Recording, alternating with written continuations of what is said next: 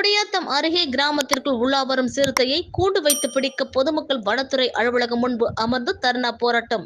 வேலூர் மாவட்டம் குடியாத்தம் அடுத்த ராமாலை காந்தி கணவாய் கிராமத்தில் கடந்த 3 நாட்களாக சிறுத்தை நடமாட்டம் இருப்பதாகவும், அந்த சிறுத்தை இரவு நேரங்களில் கிராமத்திற்குள் உலா வருவதும், பகல் நேரத்தில் கூட மேய்ச்சல் செல்லும் ஆடுகளையும் மாடுகளையும் தாக்குவதாகவும், அதனை சில பொதுமக்கள் சிறுத்தை மலை மேல் இருப்பதை வீடியோ எடுத்து சமூக வலைதளங்களில் வெளியிட்டுள்ளனர். இதனால் பொதுமக்கள் மிகவும் அச்சமடைந்துள்ளனர்.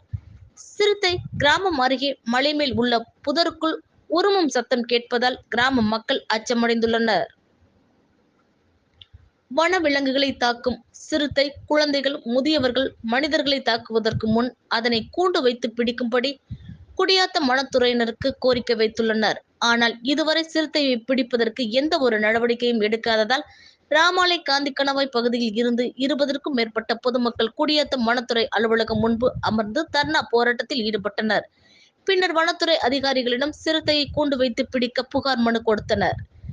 வனத்துறையினர் விரைந்து சிறுத்தை பிடிப்பதற்காக உறுதி அளித்ததன் பின் அனைவரும் கலைந்து சென்றனர்.